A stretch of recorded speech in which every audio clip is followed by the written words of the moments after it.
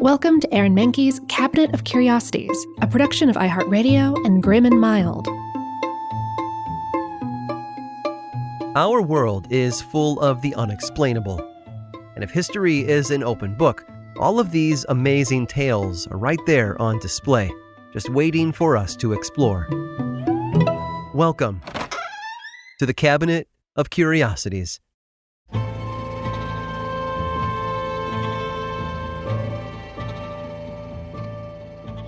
In the tumultuous era of the Russian Revolution, a battalion emerged from the shadows, capturing the imagination of all who bore witness to their indomitable spirit. They were an awe-inspiring force, feared by their adversaries and revered by their comrades. Led by a commander of legendary reputation, they etched their mark upon the annals of World War I. Clad in uniforms that spoke of discipline and strength, they exuded an air of confidence that permeated the world around them. Their helmets gleamed beneath the sun, reflecting their relentless determination. These soldiers possessed a resolute gaze, eyes piercing through the fog of war, with unwavering focus. With each step, their boots resounded with purpose, the sound echoing through the battlefields as a testament to their steadfast resolve. Their presence alone struck fear into the hearts of their enemies. They were a force to be reckoned with, unmatched in their bravery and unparalleled in their skill. Yet it was not just their ferocity and combat prowess that set them apart. Within their ranks, a bond stronger than steel bound them together. Comradeship flowed through their veins, serving as a lifeline amidst the chaos of war. In the darkest moments, they found solace in each other's unwavering support, lending a helping hand or a comforting word when the weight of the world threatened to crush their spirits. One name stood out among the rest, whispered in hushed reverence by both allies and foes alike: Bochkarova. This revered commander led a fierce battalion with an iron will. Every decision was guided by a clarity of purpose that demanded respect. It ignited a fire within the warriors, fueling their valor in the face of insurmountable odds.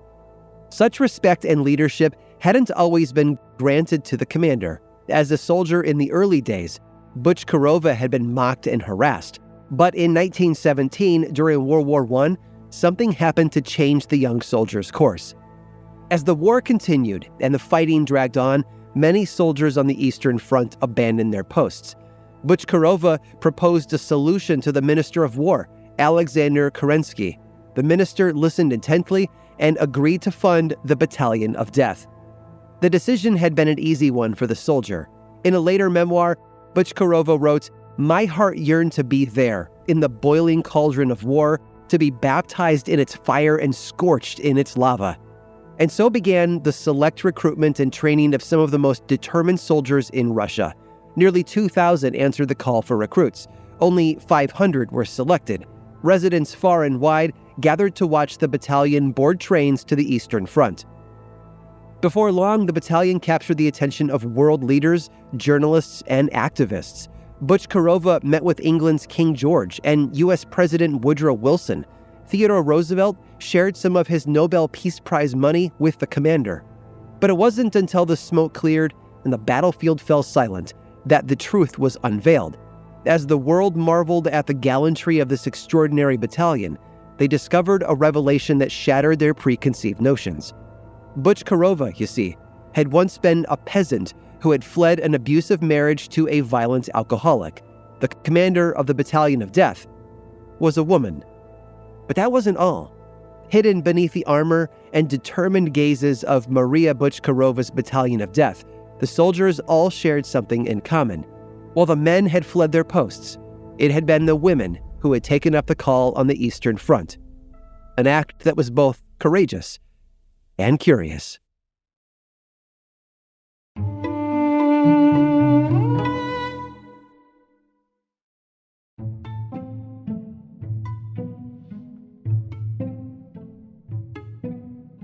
Everyone has at least one thing they're good at.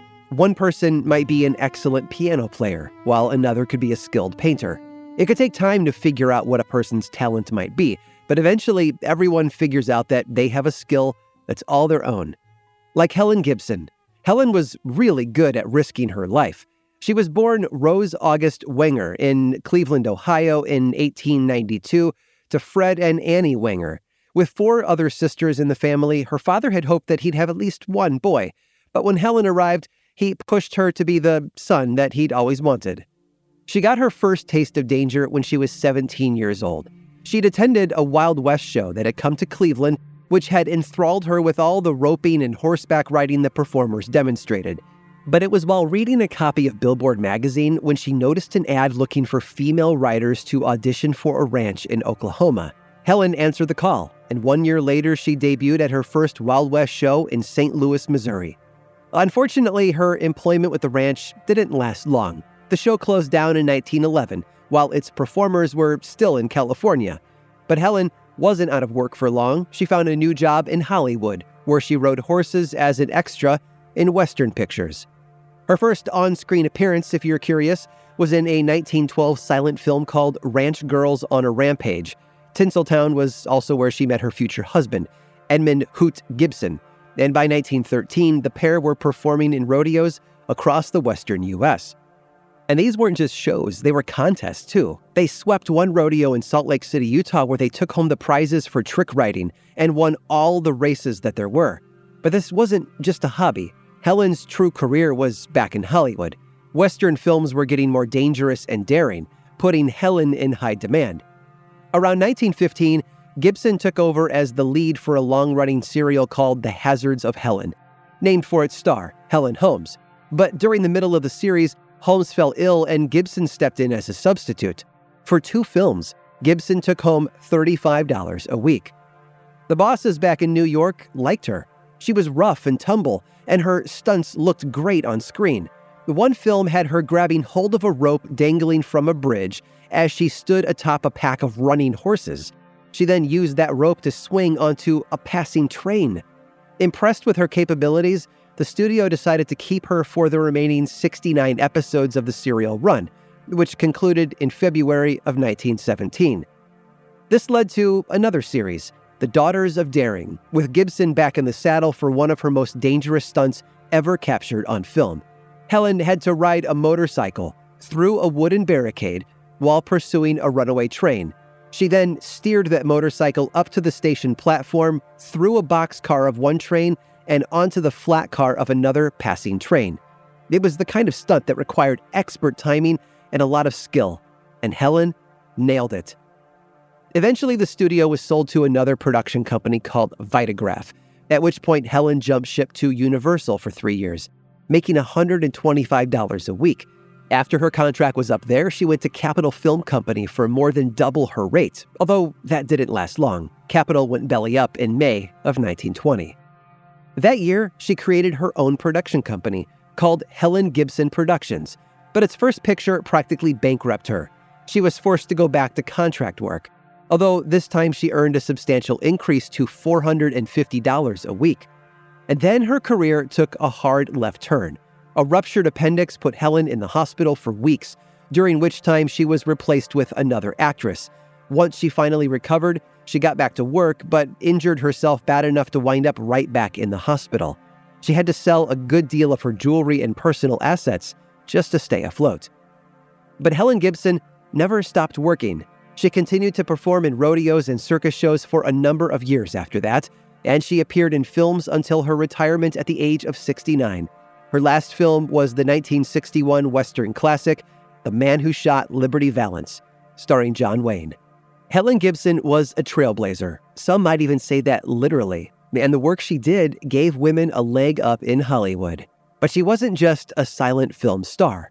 She was America's first professional Hollywood stunt woman. I hope you've enjoyed today's guided tour of the Cabinet of Curiosities.